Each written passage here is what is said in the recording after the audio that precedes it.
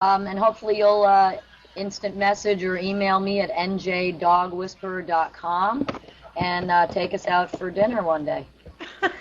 Okay, all right, thank you. Try and get a free dinner. Well, you deserve it. Hell yeah. Expensive. All right, and the next person up is Georgia. Yeah. Well, it's pronounced Umara from Georgia. Okay. Bless you. Hello, can you all hear me? Like I was saying earlier, my dog, when he gets angry, or when he doesn't get his way on something, he goes and he will do it, lift his leg and just spray right in front of my face.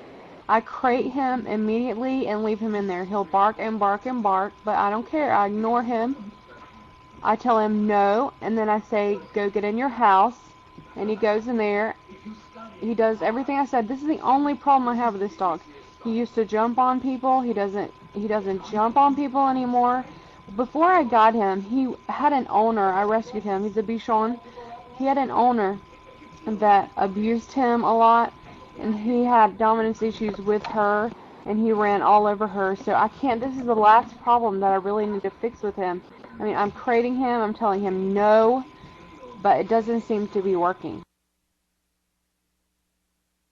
Okay, is your dog altered, spayed and neutered?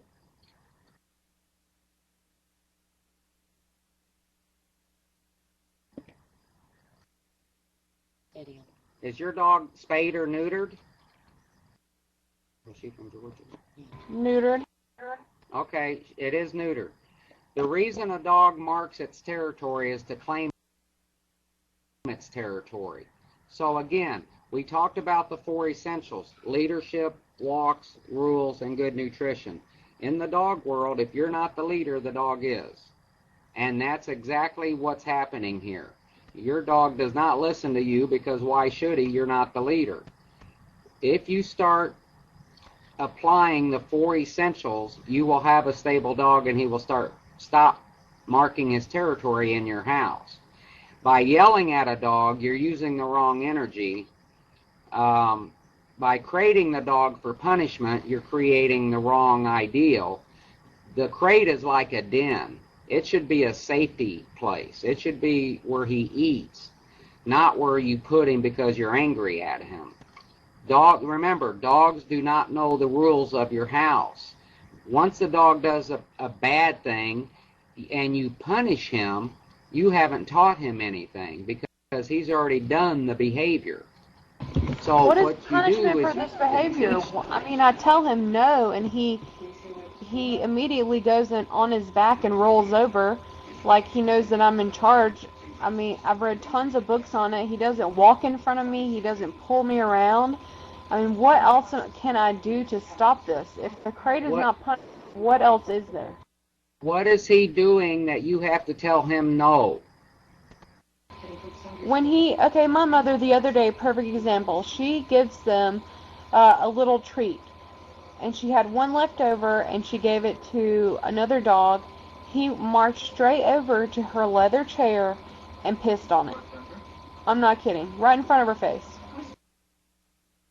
Well, that's a dominant behavior, just like jumping is, just like humping is, just like growling is.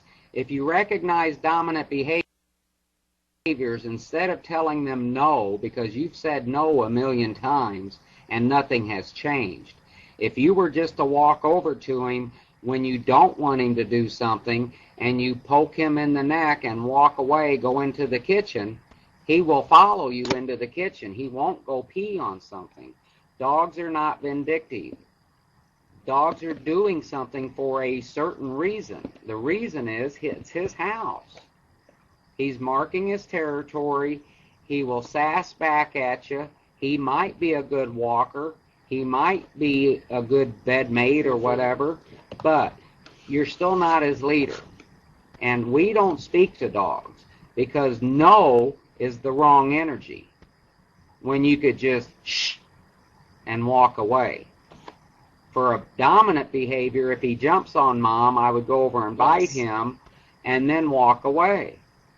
So it's just just a poke in the neck with your fingers. You're not going to hurt your dog by poking him with your fingers, because dogs correct each other with teeth, and they don't die.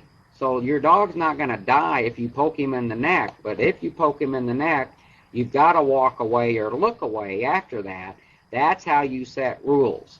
If you don't like something your dog is doing, bite it. So we say, if you don't like it, bite it, and then walk away. And you'll see a huge result in the way your dog is acting. All right. I think one thing that would help you also is to pick up a copy of our book. If you can't find it at a store near you, if you email me at njdogwhisperer@aol.com or go on our website, americasdogwhispererinc.com, let us know. We will get you a copy of the book. Anybody who's listening every week would really benefit from reading it. This way you'll know what we're talking about as we're going through the show each week. The main thing also with your dog, I don't know if you're free feeding, there are a million different things, but if you want to email me, and if we're in your area, we'll be happy to come by and we can teach you what you need to do.